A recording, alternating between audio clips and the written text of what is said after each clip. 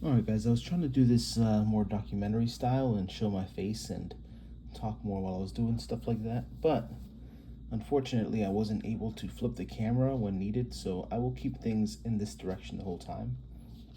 I was just basically mentioning that, as you guys know, I've been collecting for a couple of months now. I started this YouTube channel to kind of show some things, and really what I was showing more than anything was all the cards that I was getting from Whatnot, the app, where you can buy cards in auctions and they're very quick paced. And I talked about how if you don't know what cards are going for or how to see their prices or just get dragged into the FOMO of it all, then you can severely overpay for cards, and so that's super dangerous. But there is opportunity there to get a lot of good cards, which I have actually benefited from and has helped me build a large collection today. So we'll look through that, and I'll talk about a couple of different areas. One of the first ones I think I want to talk about is, as you can see, you guys probably recognize this thing. It's my first binder, and something I didn't know, even though I've been collecting Pokemon cards for a while, I thought any binder will do. And for those of you that know, probably right away you can see that these rings here are no good. I've learned binder etiquette, and that is to say that if you have rings, they will destroy your cards, and so it's not really good to have these. So any cards that are here, they'll start getting pressed down by the rings. Some types of rings are okay, but I would recommend just staying from ringed binders altogether. So as cool as this was, and as great as its role was as my first binder for starting back up my collection, this is now trash. And so, actually, here's my new binder. Ooh, moved the whole calendar and everything. So here's my new binder. I won't open it up just yet because I'll talk a little bit about some other stuff here.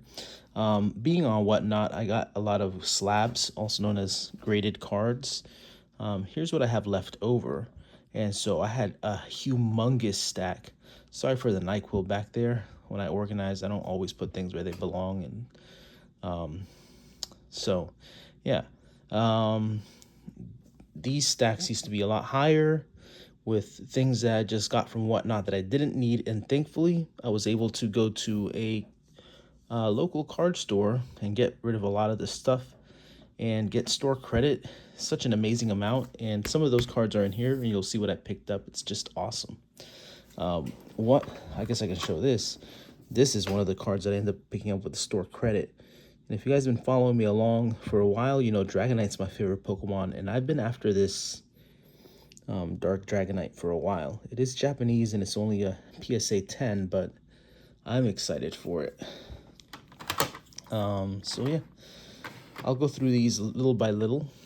You can see, well, I'll go through them all. This is a pretty cool Politoed here. Only a 7.5, but that art is so cool, and I really like this card. A little Charizard GX. Just love collecting Charizards, as you guys will see later on. This is a cool card here. Dratini, it's from Indonesia, and you got that KFC stamp, and, you know, Dragonite, so I like the whole family. Next up, we have my CGC 9s. Not super high grade, but this Pikachu promo is just so cool. So it's just something that I didn't want to get rid of for store credit. Same with this Butterfree. Not a very expensive card, but when I started collecting again, I realized that I like Butterfrees. I like collecting Butterfrees. Got this Eevee, another Black Star promo. And this thing is pretty awesome. This is another one that I want to hold on to, even as a CGC 9. Maybe if I end up picking up a PSA 10 later on or grading one. Here I got a Japanese Surfing Pikachu. Super cool, 25th anniversary. And same with Dragonite, you know. I like Butterfrees, so Caterpie is welcome. And this art for the Caterpie is just amazing. I can't believe that they did this for it. So those are the 9s. I'll move over to the 10s. And like I said, I like Collecting Charizards. A little VMAX here. Super cool art. Love it. Very focused on the 151 collection, so picking up this Dragonair was pretty cool.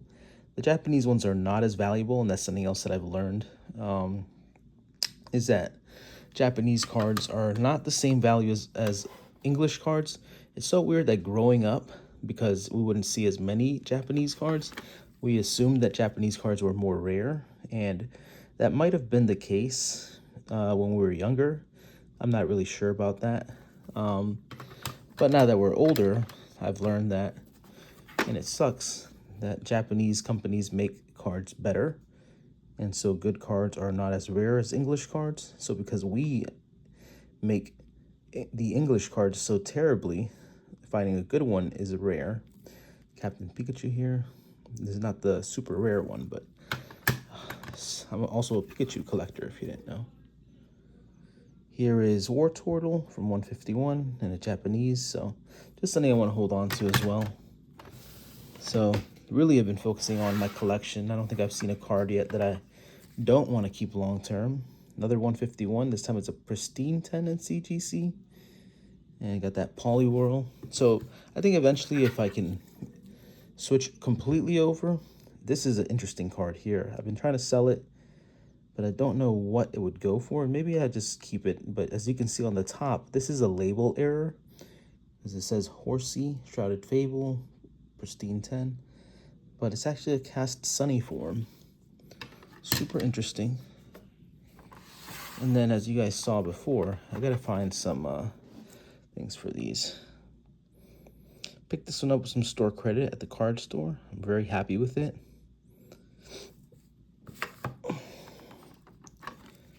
This guy I picked up for about $79 a while back, and right now it's selling for about $240, and it's still rising, so I just knew this was going to be a good pickup.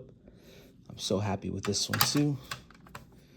I don't know if I'll sell it, but I mean, if it gets to $1,000, who knows? Radiant Charizard, I got this from my friend Adrian. We actually traded for a couple of different cards, and just super excited to get this one in the collection as well. You can see I got a lot of Charizards and Pikachus. Not a super rare Pikachu, but having it a PSA 10 is pretty cool always. Here we have PSA 9, Entei-V, Crown Zenith. This art is just incredible. Everything that's going on with that volcano, the details. And last but not least, an English 151 card, the Ivysaur.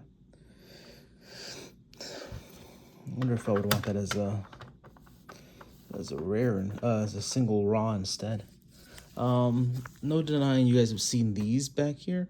And so, guys, I've looked everywhere and everywhere, Costco's, Targets, Best Buys, over and over again, and never finding anything. Pokemon vending machines at Safeway. I finally found 2 booster packs just like this past week, so I think that was a good sign. But I went to Costco today after church, and I was able to get 2. And I will tell you, man, it should not feel surreal to find Pokemon product.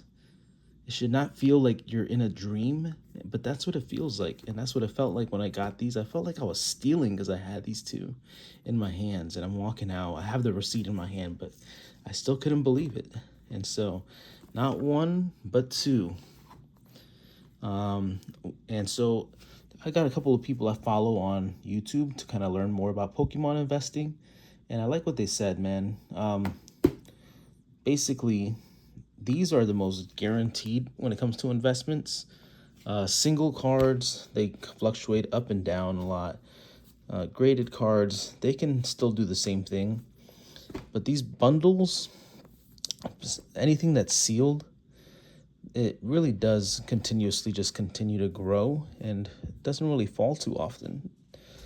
So the guy that I follow, and I like what he said, was buy 1 to open and buy 1 to keep long term. So that's what I'm gonna do. I'm gonna keep this one long term. Hopefully, I'm hoping by next year it's up to like 300. And this one I'm going to open up for fun. I'll make a whole video about that. I will open the booster bundle. Now I'm afraid to open all of this together because then I'm not sure if the ETB will have a seal on it, but I do not really want to save the booster bundle if I don't have to, so I'll have to see how that works out. But yeah, that's really it with those. So next up, what else can we learn about? Before we get to the collection, which is just the best part, I think, personally, I'll go through a little bit of stuff here. So basically, I have a friend, and that's his old binder with rings in it, by the way, that I got him for Christmas, and I didn't know about Pokemon cards and binder etiquette back then when I got it for him. And it's such fine leather too. I thought I was getting him something amazing. But he got out of collecting and he gave me his cards, and I just was pricing through them and seeing everything, checking conditions. The first thing was trying to get to the process of finding out. The first thing I did was look through what was fake, and this pile here were fake cards. This one was kind of a little hard to determine because Japanese cards are a little tougher to really get through, but a lot of these were just, whether it's the texture, the color, and the best thing you can do is the light test. So a lot of these are just not genuine. You can see too much rainbow on there. But the light test is what really helped me determine for sure. But some of these are just super fake looking. So there were a couple in there that was just completely fake. Here's just a fan art one that was in the pile. Found just a bunch of cards that were just non-hollows. There were some vintage in there. These are some that are just going to be fluff. I'll probably try to sell these on Whatnot or something just to kind of make some money back. Just more fluff. And then here, in this pile here, so there's the light test, and you can look at a couple of other things. But the biggest test, if you're willing to lose a card, and so with some of these, I saw that the value was like at $1 or $2, so it really became a learning lesson for me. And the biggest lesson was, as I was going through these. So here's the first one. You rip through it, and the real Pokemon cards have a black layer right in the center. That's why you shouldn't be able to see through them too easily with the light. And this one has no black layer in between. And so if you don't see it, it might be hard to know what you're looking for. But you kind of see no black layer at all in here. And so it's definitely a fake card. Now there's some that I was able to see light through, and so I wasn't 100% sure, but it wasn't like transparent completely. It was like somewhere in between. And so I ended up ripping those too. And so it's hard to see, but you do see that extra little black layer right in between. I'll see if I can find some that are a little more visible, but that's the reason why the light won't go through it as much. I thought this one was looking a little funky, and so I ripped it too, and it turned out to be a real card. Here, this one has the black layer a little more visible than the last.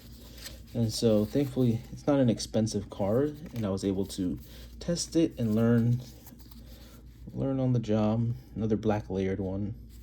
So this one, as fake as it looked to me, it was actually a real card.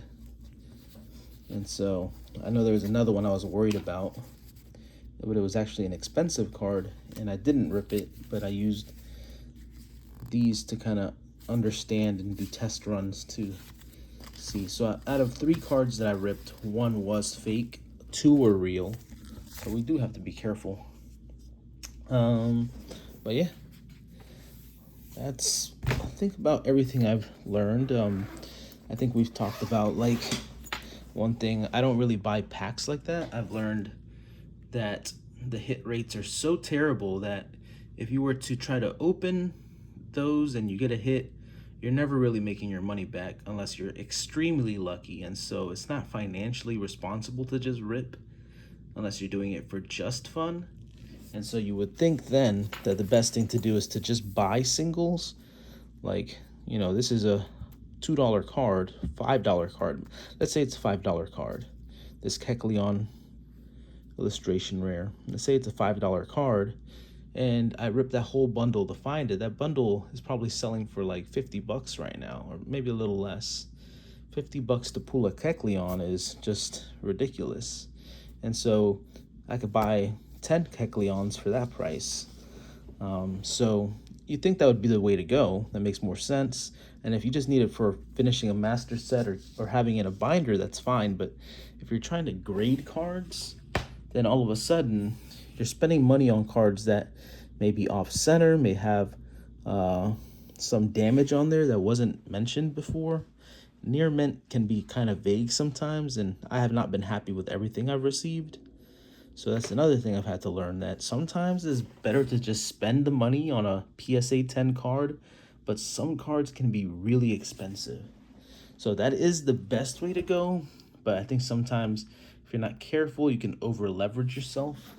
And again, like I mentioned, sealed product, not opening it up, but holding on to it. So let's go through this. Let's see what I have here. So first thing I'm seeing is this 151 Alakazam. I'm really big on collecting Alakazam not Alakazam, sorry, 151 cards. I believe in them. I believe in the set, and that's really where my main focus is at. Next, we have this Groudon. I'm actually still trying to sell this. I may hold on to it. I had a Kyogre that was super rare as well, and I got rid of it. Just got this card today. You can see Ethan's Adventure. I was super happy to pick this one up. I just like all these cool arts, and I think that they're just going to be valued in a couple of years really high. I watch a lot of people who know more about Pokemon cards than me. They look at the pull rates, and I'll give you a little bit of insight on some of these. I think this Wailord was another one. I think this is like a $15 card, but it should be valued at more because of how rare the hit rates are on it, how hard it is to pull this card specifically.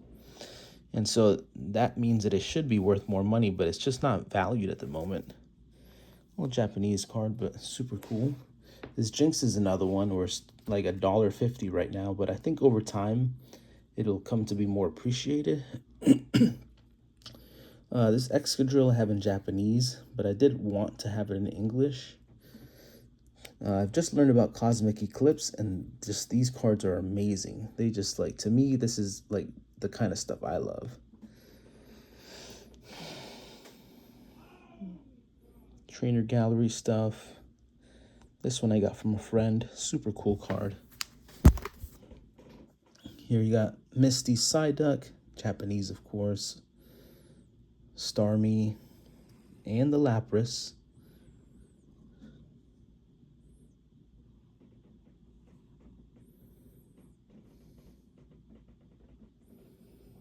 Gotta have Team Rocket's Meowth and Murkrow.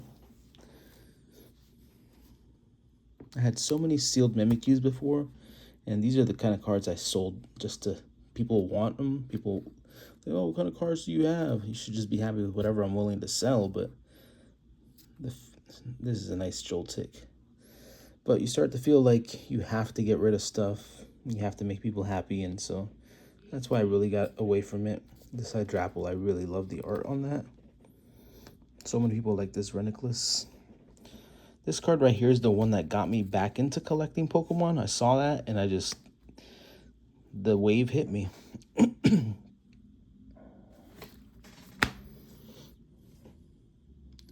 Sinistra. That's another one of those cards that is under $20, and people are, it's one of those where the pull rates are incredibly hard.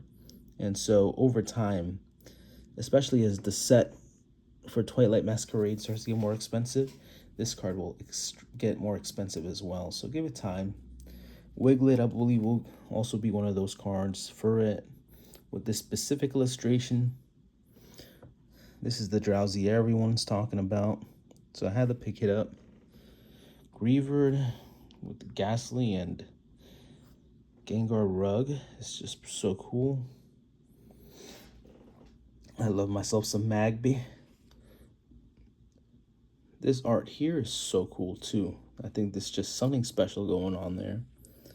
Cerulege. Unfortunately, I could only get my hands on this Japanese one. I think I had an English one and I sold it like a dummy. Well, Fue Coco. I need this card in English too. Ooh, this was a chase for a little bit for me, but I got my hands on it.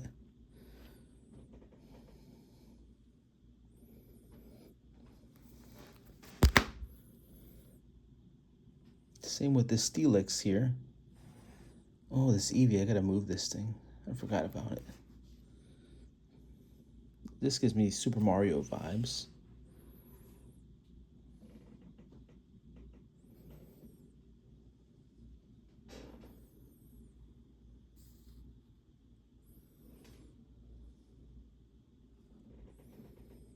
This is in Korean. This Scraggy, that's a card I actually pulled. So I pulled a lot of stuff and I haven't gotten much hits. This Scraggy is about the only thing I gotta show for my pulls. Actually, this Joltik is my best pull. I pulled this from one of the Surging Sparks packs, one of the 2 Surging Sparks packs that I've actually been able to find in a Pokemon vending machine. So, yeah. Casino. Super cool Slacketh. Another Korean card. Got Clampro. Milcery. This guy.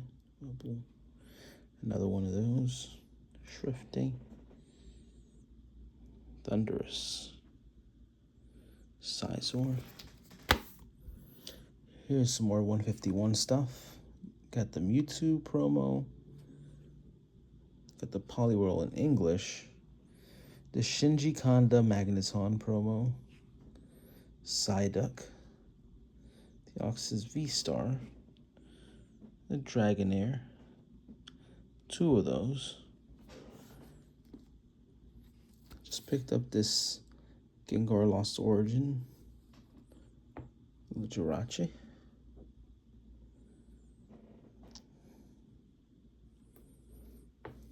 Another Cast Form Sunny Form. Oh, my Charizard page. Actually proud of this. So we'll start off with this Celebrations Lance's Charizard. This is a $10 card. I believe it's going to keep jumping up. Got a V-Star here. Charmander, 151. Charmeleon. Charizard I just picked up recently. Super right heavy, but I got this card for the low, so I'm pretty happy with it. Picked this one up in Japanese. This one's left heavy. Picked this bad boy up. This one I might grade, actually. And then I picked these 2 up when they were like about $50 back in June. And I probably got them cheaper than that. And these have jumped up to $126 each. So Pokemon is crazy. All right, got some vintage stuff here. I love this card because you can see Hitmonchan and Hitmonlee fighting in the back. Erica's Bellsprout, Pidgeot, Misty Psyduck, Misty Seadra with the pre-release stamp. I got some cool stuff, guys. All right, next up is my Pikachu section, and I got some nice stuff here. This is a card that's around $6 right now, $7, and people think that with the 30th anniversary coming up, all celebration stuff is going to be coming up. This guy has been with me since the beginning of my journey. You guys probably remember him. This has been my chase for a while, and I finally decided to jump on it. I was not happy because 3 of the corners on the back had whiting on it, and I paid for a near mint. So I had thankfully communicated with the guy through email and said, hey, you know, you had the card. It's your most expensive card. I'm sure you knew that these corners were whited, and, you know, I can't force you, but if you could please send me another card that would equal the value in gap, because this card is lightly played and the gap is $15 between lightly played and near mint that I paid for it. And thankfully he was flexible and said, yeah, he could do that. So I ordered another card I liked from him, and he sent the Gap card with the other card that I ordered, so worked out really well. Pikachu V's been with me for a little bit. I want this guy in English, but as long as I have him, I'm happy. This one's damaged, but for the binder, it's cool. Got this Pikachu, the Sleeping Pikachu. Another one of those, they're just cornered out. 25th anniversary. Lieutenant Surge's Pikachu. Captain Pikachu. Little promo guy. Birthday Pikachu. I'm really into Pikachus. Surfing, celebrations, flying, celebrations.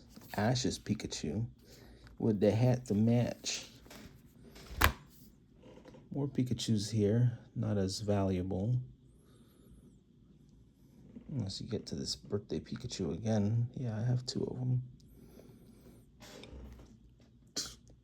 I like all the different positions and ways that they're represented.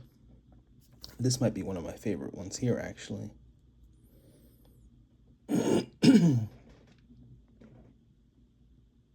Detective Pikachu. Maybe doing a little jolt tackle or something. Still got a couple more. This one's technically a Magikarp, but you can see a little funky looking Pikachu in the background. That's pretty cool. A little Raichu, Pikachu EX, Japanese Raichu, and I got some vintage stuff.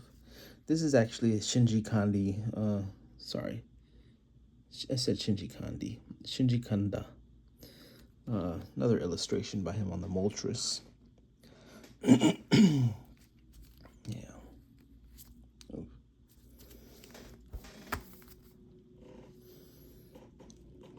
Pokeball, if you can see it, kinda. Lord. I'm trying to move a little quicker through all these. Shinies page, don't have too many of them, but super fond of this Ditto and the Kadabra. The Slowbro, super cute. Voltorb, Taurus. More vintage. This guy here is damaged, but I'm hoping he goes up in value. Didn't he?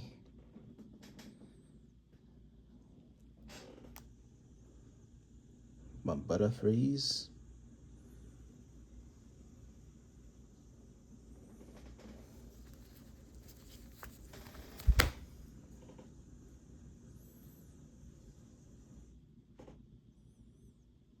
Mewtwo over here.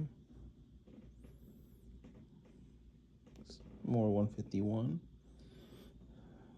And then 2 rainbow cards that I have. Dratini. A couple of Dragonites over here. Nothing too crazy though. Cynthia's Ambition. There's some more Charizards. Got the Bulby. Little Venusaur base set. It's got a big giant scratch on it though, if you can see it on the holo. So I was able to get that card pretty cheap. Here's the Blastoise I picked up recently. Only 2 Glaceons I have. Got 3 Leafeons. 4 Sylveons. Obviously this one's my favorite. Only a couple Umbreons. Don't know if I have a favorite Umbreon. Espeon. Vaporeon. This one's gonna be my favorite for sure. Flareon. Probably my favorite one there. Jolteon. Eevees. And yeah, the last of my Eevees here. So yeah, guys, comment which one's your favorite. Comment with questions. Comment with any comments that you have about anything I said, anything that you learned, anything that you think I should know that I didn't mention or that I maybe don't know. I do appreciate you guys, and I will end up making more videos. One opening a ETB and some packs. So stay tuned for what I got next. Thank you.